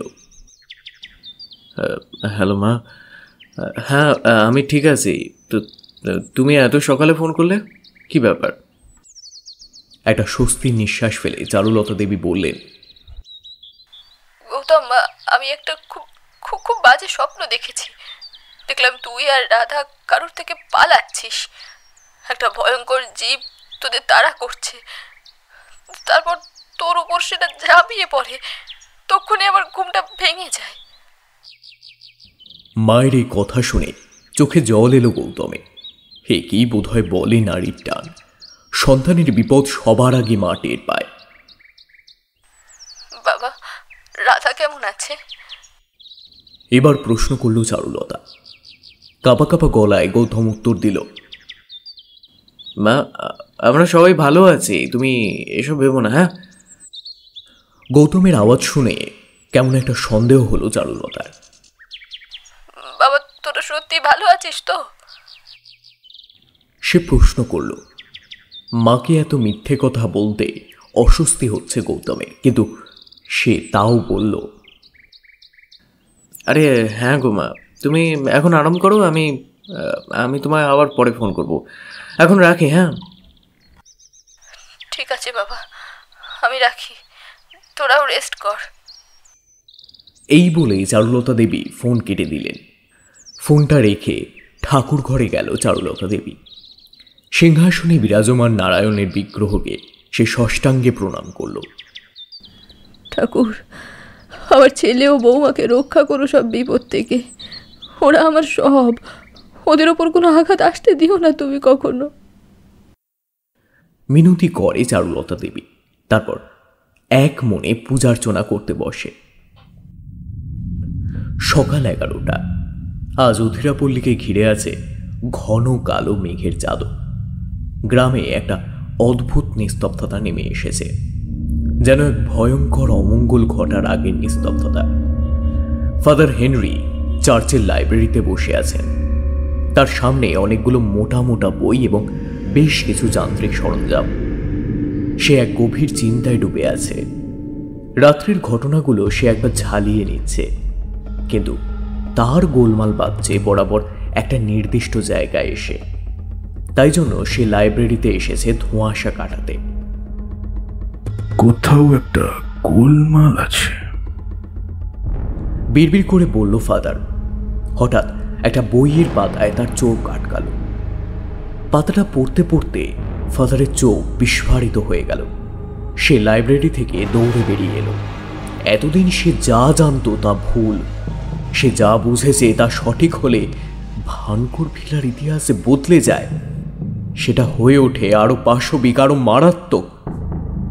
সে এবার ফোন লাগালো থানায়। খানিকক্ষণ রিং হওয়ার পর একজন ও প্রান্ত থেকে বলল, আরে ফাদার জি, এতদিন পর স্টুডেন্টকে মনে পড়লো, ব্যাপার কি? প্রভাকরণ, তুমি যত তাড়াতাড়ি সম্ভব সদর থেকে ফোর্স পাঠাও গ্রামে। ভয়ঙ্কর সংকটের মুখে দাঁড়িয়ে আছে একটা পরিবার। প্রায় চেঁচিয়ে উঠল ফাদার। আরে শান্ত হন ফাদার, কি হয়েছে একটু খুলে বলুন প্লিজ। অবাক হয়ে জিজ্ঞেস করলো ইন্সপেক্টর প্রভাকর। প্রভাকরণ, আমি এখন এত কিছু বলতে পারবো না, শুধু এইটুকু অনুরোধ করছি যে তুমি আমাদের গ্রামে ভানকুর ভিলায় তোমার ফোর্স পাঠাও। উদ্বিগ্ন স্বরে বলল ফাদার। ইন্সপেক্টর এবার একটু নড়ে চড়ে বসল।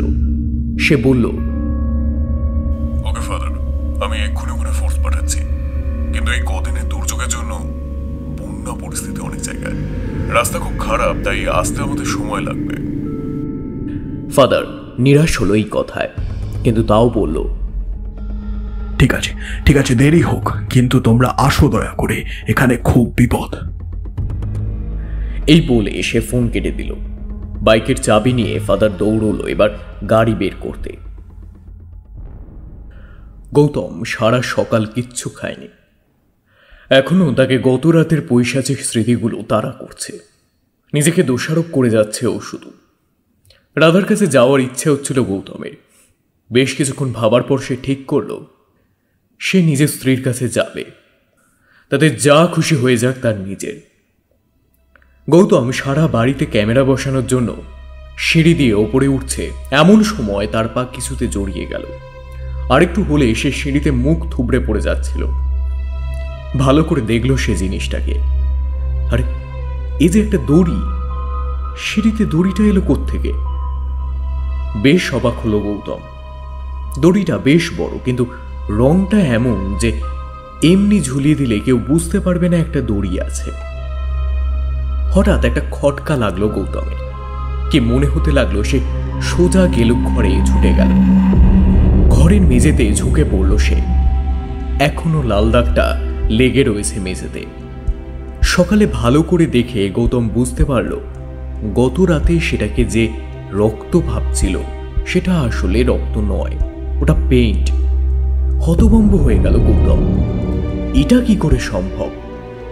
এবার গৌতমের মনে বেশ কিছু প্রশ্ন জাগল। সে ঘরটাকে ভালো করে দেখতে লাগলো। হঠাৎ তার চোখে পড়ল যে সিঁড়িতে সেই দড়ি সে পেয়েছিল, সেই একই দড়ি এই ঘরের চার কোণেও পড়ে আছে। রহস্য যেন ক্রমে আরো ঘনীভূত হচ্ছে। গৌতমের মন কু ডাকছে। তার মনে হচ্ছে একটা চক্রভূতে পড়ে গেছে সে। এই বাড়ির আনাচে কানাচে যেন লুকিয়ে আছে চক্রান্তের কাল চক্র। গৌতম দ্রুত পায়ে নিজেদের ঘরে গেল। ঘরে ঢুকতে সে স্তম্ভিত। কোথায় রাধা? ঘর যে ফাঁকা।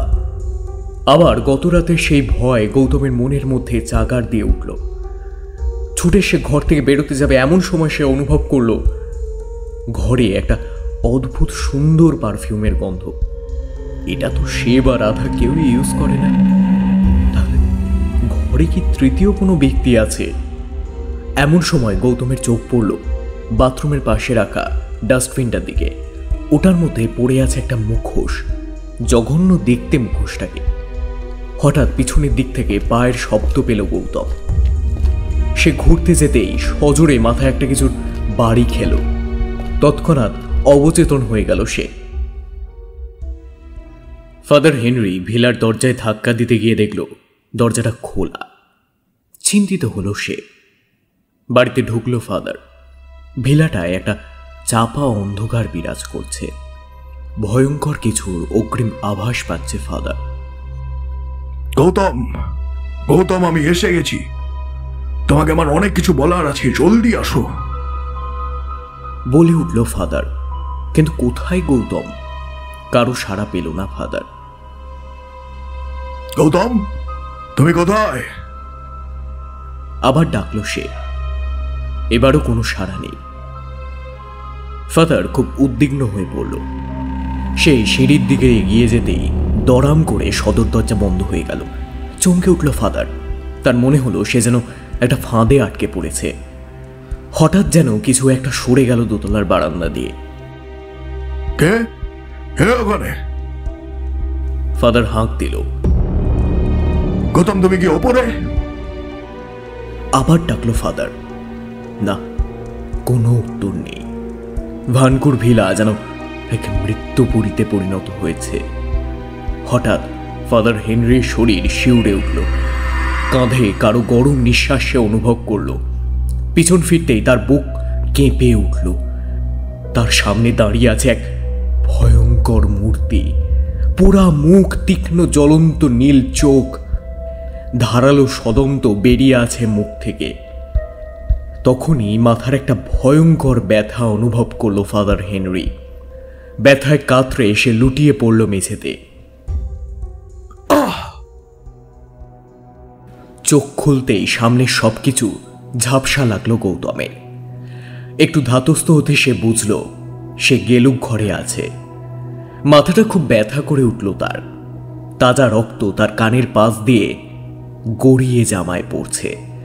হাত দিয়ে কানের পাশটা চেপে ধরতেই গৌতম দেখল তার সর্বাঙ্গ বাঁধা। সে একটা চেয়ারে বন্দি অবস্থায় বসে। উদ্ভ্রান্তের মতো চারিদিকে তাকাতেই আর একটা বড় ধাক্কা খেল সে। ফাদার হেনরি তার পাশের চেয়ারে দড়ি দিয়ে বাঁধা অবস্থায় অজ্ঞান হয়ে পড়ে আছে ফাদার। ওর মাথা থেকেও রক্ত গড়িয়ে পড়ছে। এমন সময় কিছু পায়ের শব্দ পেল গৌতম। দুজন ব্যক্তি ঘরে প্রবেশ করল। একজন ঘরের মধ্যে লণ্ঠন জ্বালালো। লণ্ঠনের আলোতে দুজন ব্যক্তিকে দেখে চমকে উঠল গৌতম। রাধা, তুমি? আচম্বিত দৃষ্টে বলল গৌতম। হেসে উঠল রাধা। হ্যাঁ, আমি। কি হলো, অবাক হচ্ছ কেন? কিন্তু তুমি তো আর এই লোকটাকে? আমার কি হবে? আমি তো বিন্দাস আছি এখানে প্রথম দিন থেকে। ও হ্যাঁ, আলাপ করানো হয়নি। এ হচ্ছে রাজ, আমার হবু স্বামী। খুব স্বাভাবিকভাবে বলে গেল রাধা কথাগুলো। হতচকিত হয়ে গেল গৌতম। সে রেগে উঠল। এসব কি বলছো তুমি? তুমি কি পাগল হয়ে গেছো নাকি? আর আর আমি এখানে বাধা কেন? সত্যিটা বলছি মিস্টার গৌতম, এতদিন অভিনয় করতে করতে আমি হাঁপিয়ে উঠেছিলাম। আজ অনেকটা মুক্ত লাগছে নিজেকে। উফ। বাঁকা হাসি হেসে বলল রাধা। গৌতম উদ্ভ্রান্তের মতো তাকিয়ে আছে রাধার দিকে। সে কিচ্ছু বুঝতে পারছে না। রাজ এবার বিদ্রুপের স্বরে বলল, এটা তো একদমই মাথা মোটা রে। এই জিনিসের সঙ্গে 3 মাস কাটিয়েছিস, সত্যি তোকে স্যালুট। গৌতম চমকে উঠল। এই গলার স্বর যে কাল রাধার কণ্ঠ থেকে বেরোচ্ছিল। রাধা গৌতমের মনের কথা বুঝতে পেরে বলল, হ্যাঁ, ওটা ওরই গলা ছিল যেটা তুমি কাল শুনেছিলে মিস্টার গৌতম। আর রাজ, তুই আর ওকে বেশি কিছু বলিস না, জলদি খতম কর ওকে।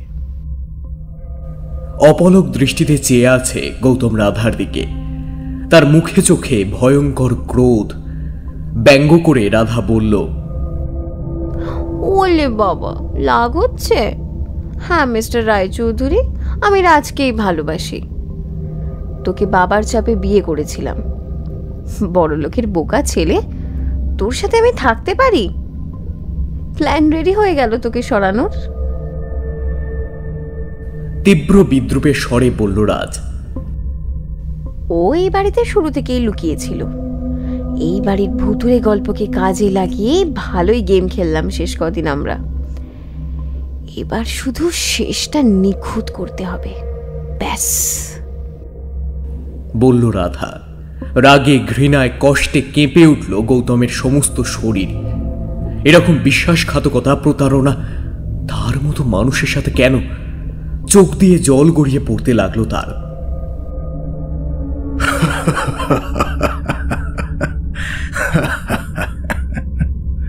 তোর মধ্যে যে পিশাচ নেই সেটা আমি কালকেই বুঝেছিলাম।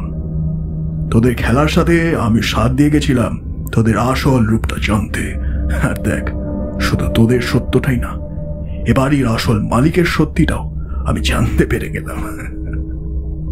চোয়াল শক্ত করে গর্জে উঠল ফাদার হেনরি। ভগবানের সেবক আমি নরাধম, তোকে আমি ভয় পাই না। পুলিশকে আমি জানিয়ে এসেছি এখানে আসতে।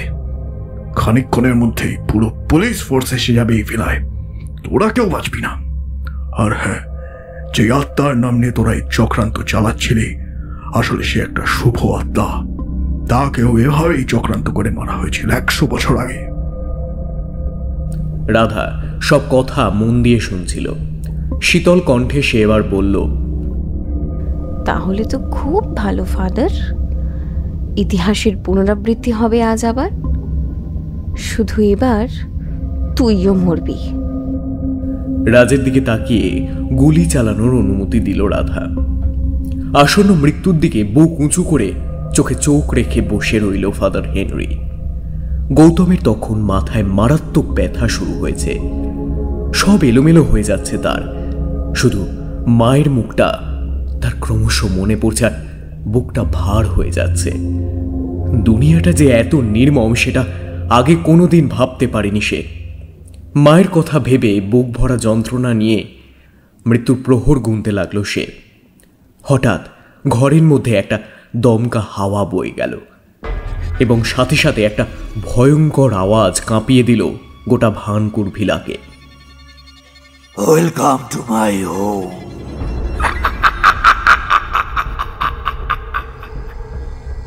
রাধাও অবাক হয়ে গেছে। ফাদার হেনরির মুখে কিন্তু শয়তানি হাসি ফুটে উঠেছে। গৌতমকে তোরা মারতে পারবি না, তোদের মৃত্যু ঘনিয়ে এসেছে শয়তানের দল। বিদ্রুপের সুরে বলল সে। গুলি চালাতেই গেল রাজ, কিন্তু সে পারল না। ঘরের মধ্যে তার সামনে একটা অবয়ব ফুটে উঠতে লাগলো। কোট প্যান্ট পরা একটা পৈশাচিক মূর্তি এখন তার সামনে দাঁড়িয়ে। তার মুখটা ঝলসে গেছে আগুনে, তার নীল চোখ দুটো জ্বলছে। চক্রান্তকারীদের ছিঁড়ে টুকরো টুকরো করে ফেলতে আমি ভীষণ ভালোবাসি। টম ভনকুটের নাম ভাঙিয়ে অনেক কিছু করেছিস তোরা। Now it's time to come to hell. হিংস্র কণ্ঠে বলে উঠল সেই পৈশাচিক অবয়ব। তারপর এক পা করে এগিয়ে আসতে লাগলো রাজের দিকে। রাজের বন্দুক এবার দিক পরিবর্তন করতে লাগলো আপনা আপনি। বন্দুক ঘুরে গেছে রাধার দিকে। রাধা ভয়ে চেঁচিয়ে উঠল, কি হচ্ছে এসব? কি রাজ? রাজের মুখ থেকে কোনো কথা বেরোলো না। তার মুখ বেঁকে যাচ্ছে। টম ভনকুটের আত্মা এক হৃদয় বিদারক হাসিতে ভেঙে পড়ল।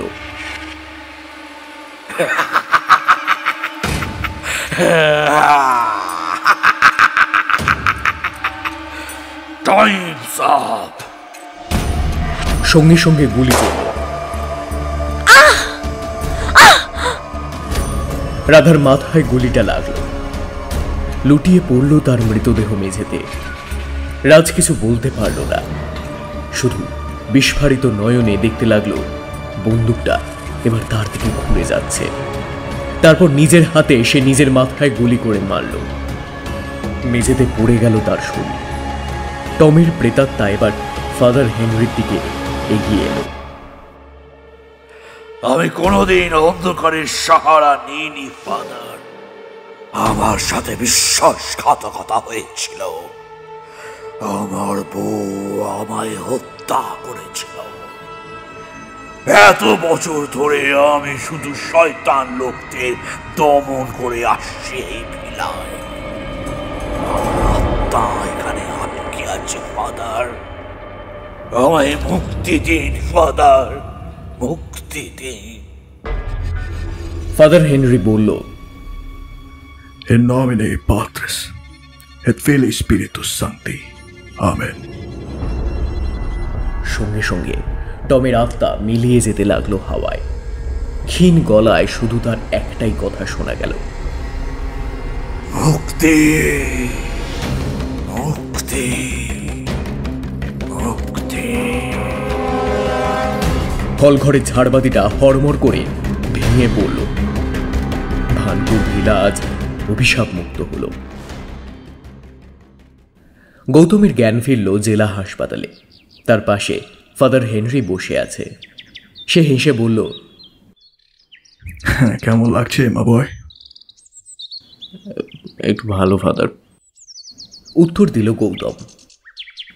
কিন্তু ফাদার, ভিলা, রাধা, বলে উঠল গৌতম। ফাদার হেনরি গৌতমের মাথায় হাত রেখে বলল, তোমার বিশ্বাসঘাতকদের শেষ করেছে টমের আত্মা, এবং এর প্রমাণ হচ্ছে আমি। মানে আমি কিছু বুঝলাম না ফাদার, বলল গৌতম। ফাদার হেসে বলল, পাদ্রি হওয়ার আগে আমি একজন ইঞ্জিনিয়ার ছিলাম। আমার ক্রসের মধ্যে ক্যামেরা ফিট করে আমি গেছিলাম সেদিন ভিলায়। সেদিনের সব ঘটনা, সব প্রমাণ ওখানে রেকর্ড হয়েছে। আমি সেটা পুলিশের হাতে তুলে দিয়েছি। রাধা ও রাজের দোষ প্রমাণিত। গৌতম এবার কেঁদে উঠল।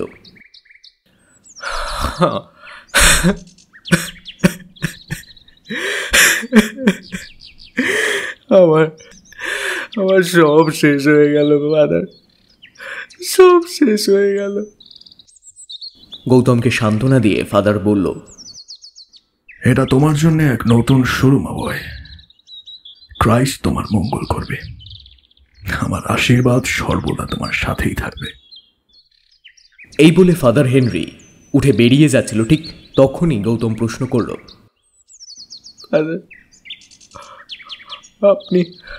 আপনি কি করে জানলেন যে টম নির্দোষ ছিল? ফাদার গৌতমের দিকে তাকিয়ে বলল, লাইব্রেরিতে একটা বই পাই। টমের এক বন্ধু লিখেছিল। সেই বইটা লোকাল সরকার ব্যান করে দেয়, কিন্তু কোনো ক্রমে ওই বইটার একটা কপি লাইব্রেরিতে আমি পাই। ওতে সে লিখেছিল যে সেলিনার সাথে এক বড় ব্রিটিশ অফিসারের পরকীয়া চলছিল।